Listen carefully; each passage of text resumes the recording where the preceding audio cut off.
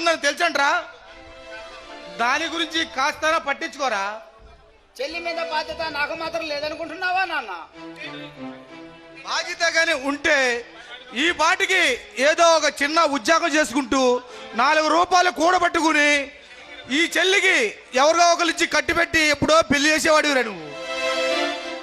ఉద్యోగం కష్టపడి పని చేసి రూపాయి కూడబెట్టి పేదవాడు దగ్గర నుండి కూడా లాక్కునే తమ కడుపు నింపుకునే రాజకీయ నాయకులు ఉండగా ఇంకా మాలాంటి వాళ్ళకి ఉద్యోగం ఎలా వస్తాయి నాన్న? ఏమిట్రా సైతన్గా ఈ రోజు కొత్తగా మాట్లాడుతున్నావు? కొత్తగా ఏముంది నాన్న, ఉన్నదే మాట్లాడుతున్నాను. ఈ రోజు జాబ్ కోసం ఓ ఎమ్మెల్యే దగ్గరికి వెళ్తే నీకు ఉద్యోగం ఇస్తాను, నాకు లంచం ఇస్తావా అని అడిగాడు నాన్న. నిజమేరా, వాడికేస్తే మంచి చేస్తాడు, ఈడికేస్తే మంచి చేస్తాడని ఈ ప్రజలు ఓట్లేస్తే ఆనాడు అక్కల్లారా ఓట్లేయండి, అన్నల్లారా ఓట్లేయండి, తమ్ముళ్ళారా ఓట్లేయండి, చెల్లుల్లారా ఓట్లేయండి అని అడుక్కున్న వాళ్ళరా. ఈనాడు పేదవాళ్ళు చేతులు కట్టేసి వాడుకుంటున్నారు ఆ రాజకీయ నాయకులు.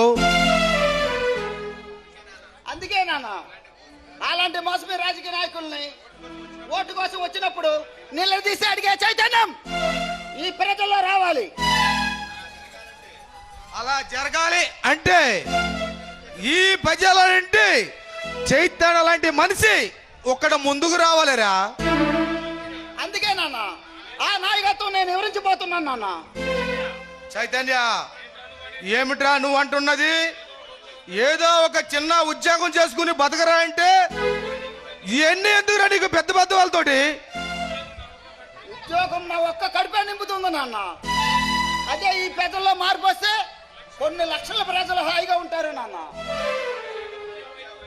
ప్రజలకి విద్యా వైద్యం ఉచితంగా ఇవ్వమని ఒక పెద్ద ఆయన చెప్తే అది కూడా పెడ చెవున పెట్టుకుని వాటిని కూడా అమ్మేసుకుంటున్న ఈ రాజకీయ నాయకులు ఉన్నంతసేపు ఎవరికి వచ్చిందిరా పేదవాళ్ళకి ఉద్యోగం? ఎవరికి వచ్చింది? అలా జరిగిద్ది అనుకోవటం భ్రమరా. అలా చేసిన రోజు వాళ్ళని నిలదీసి అడిగే చైతన్యం ఈ రోజు నేను నిలదీస్తాను అంటున్నాను. రే చైతన్యగా, అంత పెద్ద యుద్ధంలో నువ్వు ఒక్కడవి ఏమి చేయగలవురా?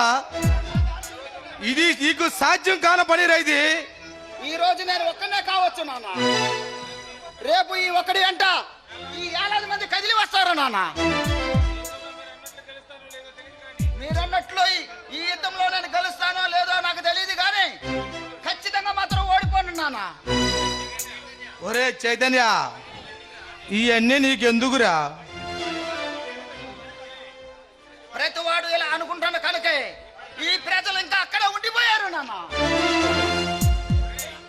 ఒరే, ఈ పోరాటం నువ్వు మొదలు పెడితే నీ ప్రాణాల మీద తెచ్చుకుంటావురా చైతన్యగా. నానా మీరన్నట్టు ఈ పోరాటంలో నా ప్రాణాలు కోరితే సంతోషంగా ఇస్తాను నాన్న. చైతన్య, ఎదురా నువ్వు అన్నున్న మాటలు? హా బాబా, ఏంటి మళ్ళీ మొదలు పెట్టేశారా మీ తండ్రి కొడుకుల గొడవ? చూడమ్మా, ఈడిని ఏదో ఒక చిన్న ఉద్యోగం చేసుకుని బతకరా అంటే ప్రజాసేవ చేస్తాడంటమ్మా. ప్రజాసేవ. అబ్బా ఏంటి నాన్న నువ్వు కూడా? అన్నయ్య ఏది చేసినా మన మంచిగా చేస్తాడు, అది నీకు బాగా తెలుసు కదా. నువ్వే వాడిని వెనకేసుకొచ్చి పాటు చేస్తున్నావురా. చూసావా? నన్ను అర్థం చేసుకున్నందుకు చాలా థ్యాంక్స్ అమ్మా. అరే అన్నయ్య, నేను నీ చల్లిని, అయినా మనలో మనకి థ్యాంక్స్ ఎందుకు చెప్పన్నయ్య? బాగుందిరా. అన్నయ్యేమో చెల్లిని వెనకేసుకొస్తాడు, చెల్లేమో అన్నని వెనకేసుకొచ్చింది. అన్న చెల్లికి వరుస బాగుందిరా. అన్నయ్య, మన ఇద్దరికి ఇప్పుడు ఇంట్లో ఈ వాదన అలవాటేలే కానీ పదా, నాకు బాగా ఆకలేస్తుంది, అన్నం తిందాం. నానా నువ్వు కూడా వస్తే నీకు కూడా వడ్డిస్తాను, లేదా నీ ఇష్టం. అసలే టైం చాలా అవుతుంది, నువ్వు కూడా రా నాన్న. ఏమిటో భగవంతుడా, వీడు వాళ్ళకని చూస్తుంటే ప్రాణాల మీద తెచ్చుకున్నట్లు ఉన్నాడు. దేవుడా నువ్వే కాపాడాలయ్యా.